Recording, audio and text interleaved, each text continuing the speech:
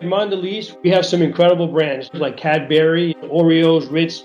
Our consumer is at the center of everything we do and think about. We want everybody to snack well around the world. We use technology to understand our consumer, what they're looking for, what their needs are. We were looking for scalability, flexibility, agility, also to ramp up our security posture quite significantly. Azure was enterprise ready and had the capabilities to support the very large SAP workloads we intended to move to the cloud. We moved terabytes of SAP production data and 50% of all non-SAP applications. We did that without a single minute of business disruption. Azure is quite price competitive. We were able to massively size up the system. So it was an improvement in performance. Things that were taking 6 hours ran in 20 minutes. Those systems had proper high availability. If you lose one node, the other node pops up, no data loss.